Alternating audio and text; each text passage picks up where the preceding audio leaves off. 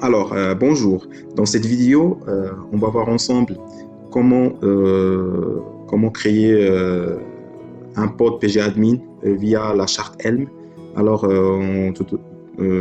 au début, on va expliquer Helm, c'est quoi, brièvement en fait.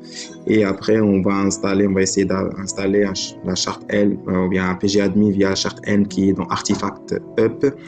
Alors, et une fois on va l'installer, on va lancer le service PGAdmin et on va essayer de se connecter à une base de données PostgreSQL sur GCP. Alors, Helm, en fait, c'est un outil Kubernetes qui nous aide pour gérer notre architecture Kubernetes d'une façon simple et rapide, et aussi de l'installer et le mettre à jour d'une façon vraiment pour les architectures les plus complexes. Alors, voilà, tout simplement. Alors, et maintenant, on va accéder à notre GCP pour voir comment installer la charte. En fait, voilà notre plateforme GCP.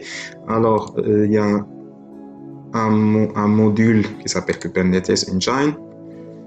Alors, dans notre Kubernetes, on peut lancer par ligne de commande. Par exemple, ici, on a pas mal de pods. On va activer le Cloud Shell. On va essayer comment faire par ligne de commande. Alors, voilà, ici, on peut voir déjà comme quoi on a déjà Helm ici qui est déjà installé, du coup qui est installé par défaut. Et ici, vous avez un menu comment vous pouvez utiliser. Et voilà. Voilà, vous pouvez faire par exemple Helm, votre commande que vous voulez savoir plus d'infos. Et après, vous faites help et après, il va vous donner plus de détails. Par exemple, help, par exemple, create, par exemple. Help. Par exemple, il va vous donner create, donner le nom, par exemple, etc. Du coup, ici, si vous voulez plus de détails sur les commandes help. Du coup, nous sommes intéressés dans cette vidéo rapidement comment on peut installer PGAdmin via Helm. Alors, on va utiliser notre Artifact Up qui contient toutes les chartes Helm en fait qu'on a besoin. En fait, vous pouvez faire une recherche. Par exemple, nous on cherche un PGAdmin, on va chercher PGAdmin, par exemple version 4, PGAdmin 4. Voilà, ici dans Artifact Up, il vous montrer toutes les lignes de commande que vous pouvez utiliser en fait. Du coup, c'est un truc, par exemple, ici, si vous utilisez M3, du coup, généralement GCP maintenant utilise la charte Helm, M3. Du coup, on va essayer d'installer notre charte via cette commande-là, tout simplement. Alors, on va copier seulement cette commande.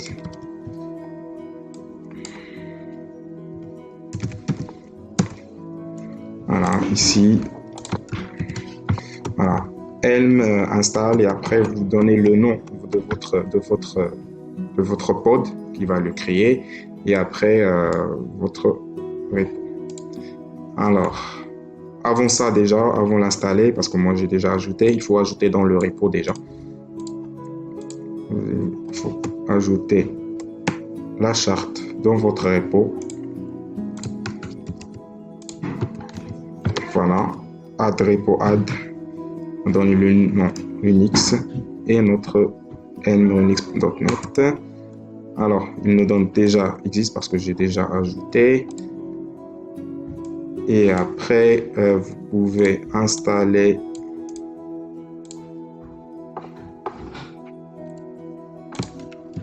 voilà, déjà installé. Alors ici, il veut nous donner comme quoi il faut donner le nom. Alors c'est pour ça, pour installer la charte, il faut donner un nom, du coup tout simplement avec ça, comme on a fait tout à l'heure. Alors, on va copier ça. On va, à la place de faire mes release, on va faire par exemple démon, notre démonstration. Donc, va installer la charte avec des mots -pgadmin 4. Bon, du coup, on va lancer l'installation. Voilà. Puisqu'on a lancé l'install, ils nous disent comme quoi il a bien il a bien déployé notre pod. Mais puisqu'on n'a pas précisé le namespace, du coup, il va créer dans le default. Du coup, si on va regarder notre default, on va juste actualiser. Voilà, notre pod, il est créé. Alors, on va voir tout ça par ligne de commande. Ça sera plus rapide et plus simple. On va voir les deux dans cette vidéo. Alors, kubectl get pod. Voilà, notre pod, il est là. Il est en train de run. Le coup, il est mode run, il est mode exécution. Donc, je vais juste actualiser ici.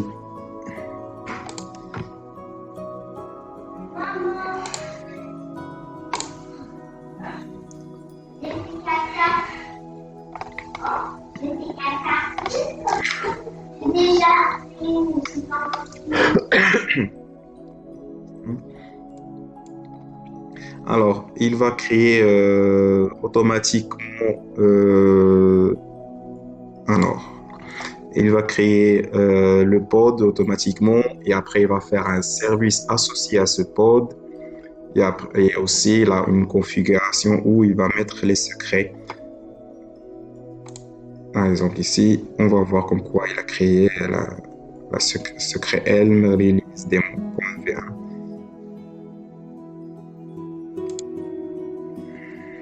Voilà, maintenant il est en vert.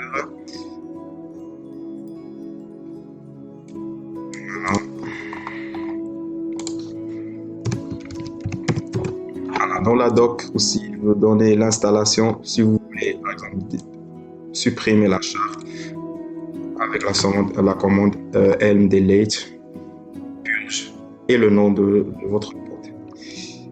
Alors, ici, il veut donner toute la config de la charte si vous voulez configurer votre pod, par exemple. Du coup, ici, nous, lorsqu'on a installé, en mode par défaut. Par contre, si vous voulez, par exemple, configurer votre pod, il suffit de modifier les environnements. Par exemple, ici, un point password, il est par défaut un super secret. On va trouver ici dans le tableau un point password.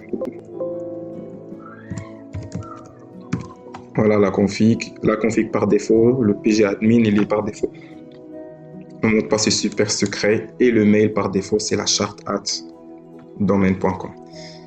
Alors, maintenant il est lancé et tout nos config il est par défaut. Si vous voulez regarder tous les paramètres par défaut, regardez juste le tableau, vous avez toutes les informations. Alors, on va lancer notre pod. Du coup, puisque notre pod il est là,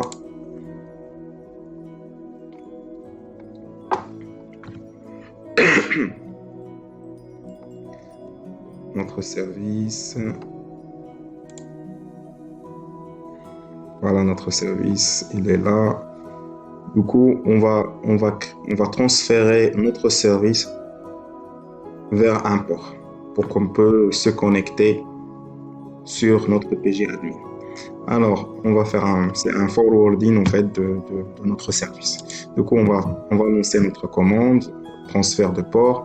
Il va nous préparer la commande qui va faire le transfert, le forwarding de notre service. Voilà, Gcloud. Il va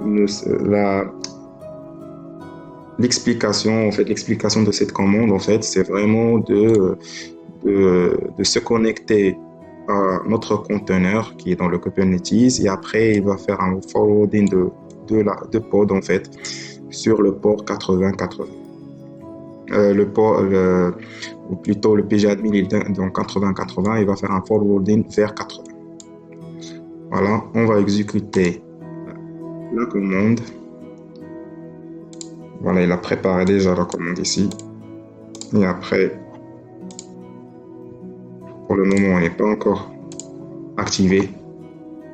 Une fois on va lancer la commande, il va faire le forwarding de service qui est dans 8080, il va le faire dans 80 dans cette URL là. Il va nous préparer l'URL. Du coup, il suffit de cliquer là-dessus. Normalement, c'est le même. Voilà. Et voilà, on a forwardé notre service vers un port 80. Après, il a préparé notre service.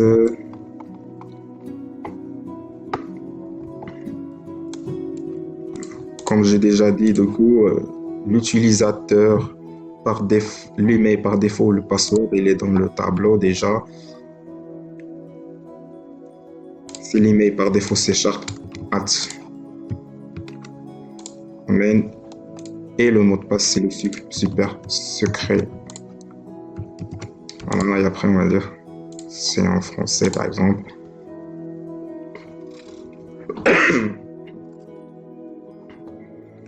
Voilà, notre interface PHP.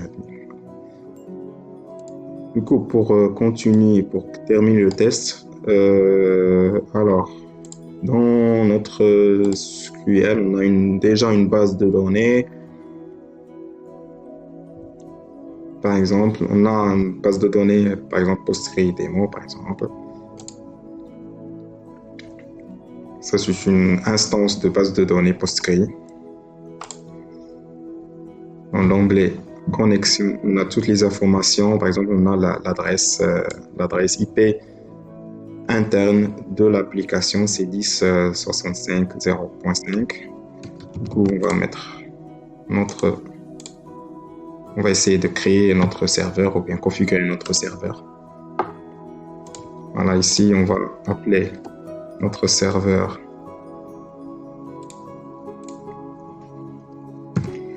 On va l'appeler, par exemple, PostgreDemo. Voilà. Le nom de connexion.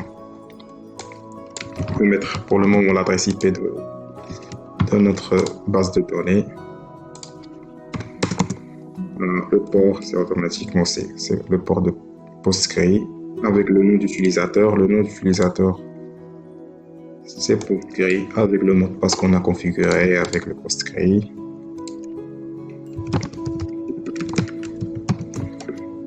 Voilà, ici les paramètres. Ça, c'est les paramètres par défaut. On peut supprimer les paramètres. Si on va mettre. Là,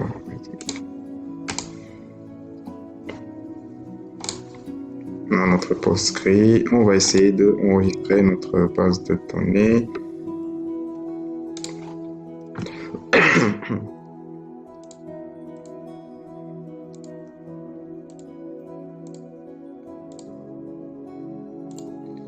Alors, notre port, c'est ça, notre base de données, Postgre, notre nom d'utilisateur.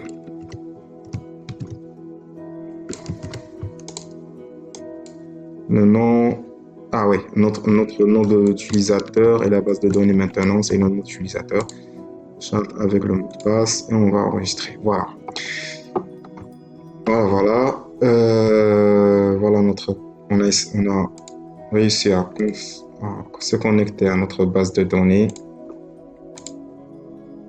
Voilà. Dans cette base de données, on a deux bases de données Postgre et test. Donc, on voit bien notre base de données test ici. Donc, il n'y a rien dans notre base de données.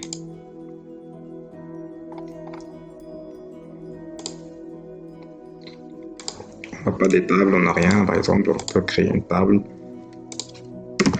Par exemple, test avec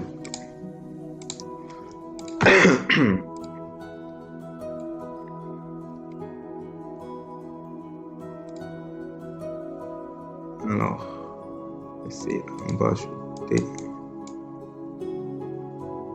par exemple ID, le type de données, une interface graphique par exemple.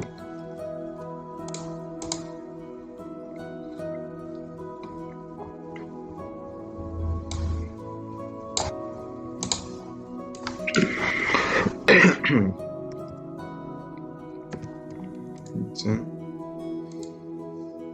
c'est très long. Euh,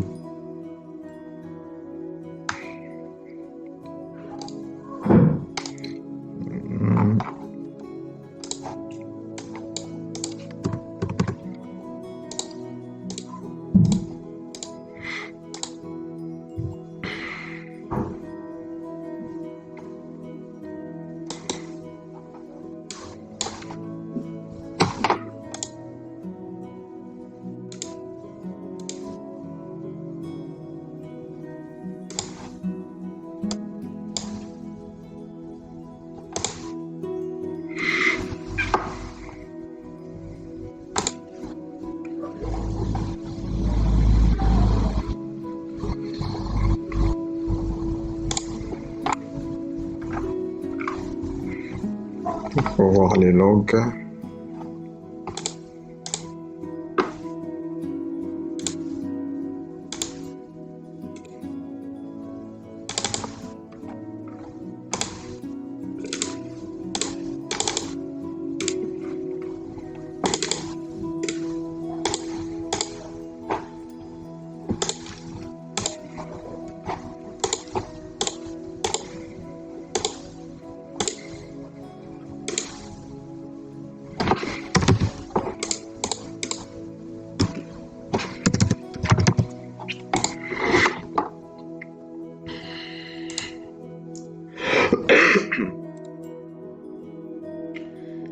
Il ne donne pas le type de données. Vraiment, il est très long.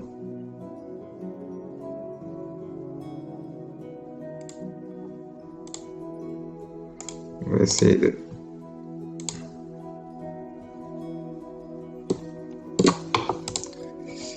Même le chargement, il n'est pas... Super.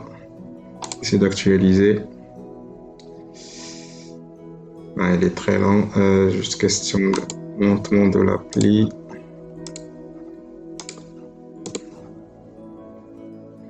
Alors, on va essayer. On va le connecter. On va arrêter le forwarding. On va aller sur pgadmin. Notre service.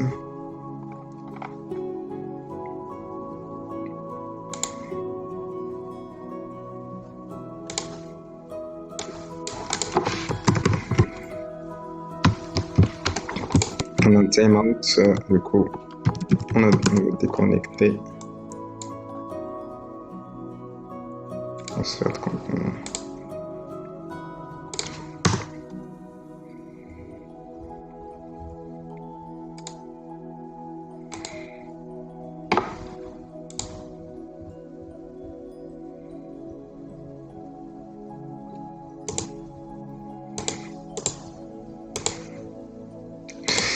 Voilà.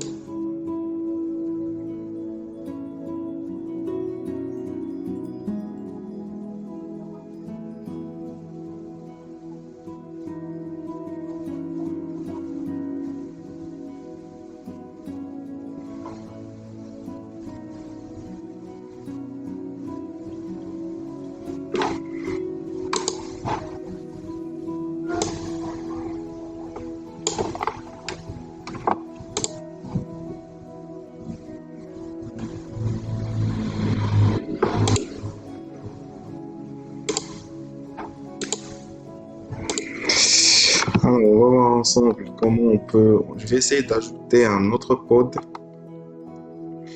Alors, on va essayer de modifier avec un autre fichier. On va modifier le fichier YAML directement.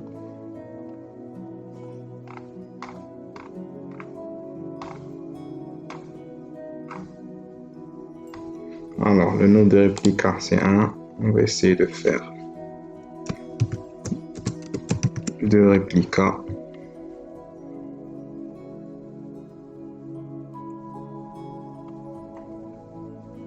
Ça, c'est tous les configs de pgadmin.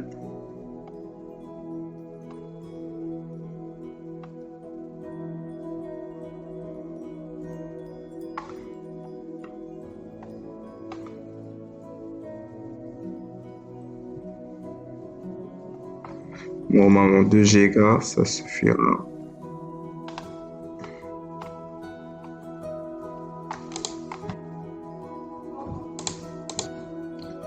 Le statut c'est 1. Alors.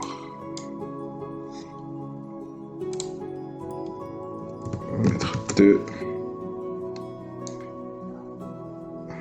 Et le cas de condition. Alors.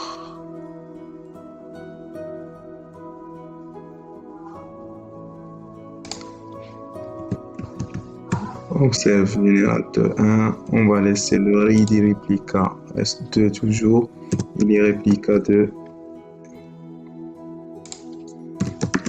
T2, on va essayer de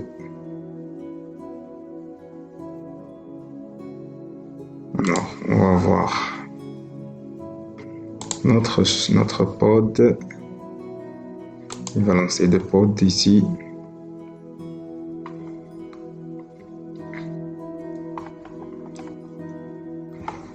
Self-service.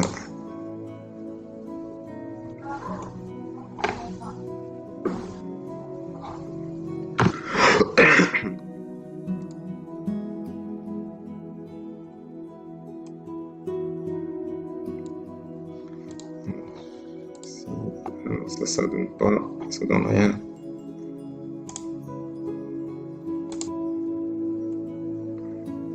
Vraiment, il est très long. Alors, c'est l'occasion. Alors,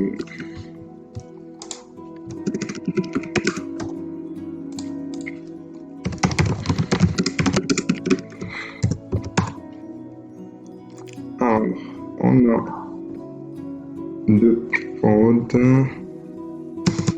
Israélien. Voilà, et notre cluster. Alors, on va répéter. Alors, notre cluster, les 2 en ligne, et voilà, notre service, on va essayer de forwarder encore une fois. On va essayer, est-ce que ça va améliorer au niveau de réponse.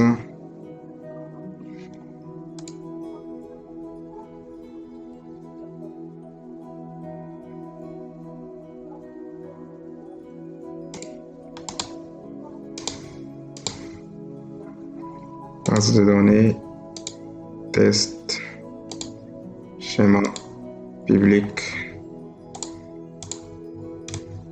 table, créer la table.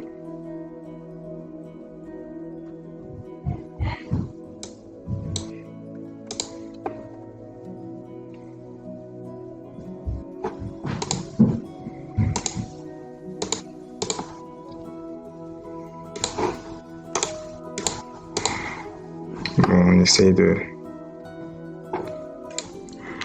Alors, comme déjà dit, le nom, on va donner un nom test. Alors, le nom test, il est public. On va essayer de regarder. Ah voilà, il m'a donné maintenant. Int par exemple, ou bien integer, ouais. Donc ID. Mon par exemple, les primaires. Alors, on va ajouter un autre, par exemple, un texte. Donc, un varchar.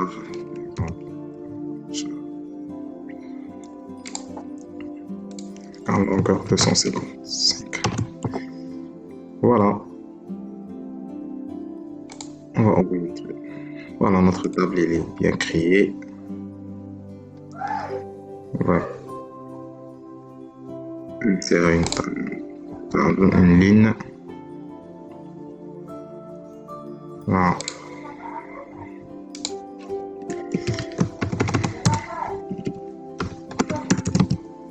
Test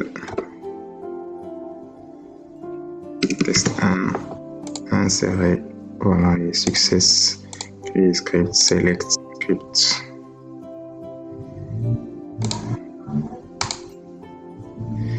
Et voilà. Et voilà, on a terminé notre vidéo. Du coup, voilà, en résumé, en fait, du coup, vous pouvez créer votre service PG Admin en utilisant l'outil Helm et le repo avec le repo qui est dans Artifactory Hub. Et voilà, on termine notre vidéo.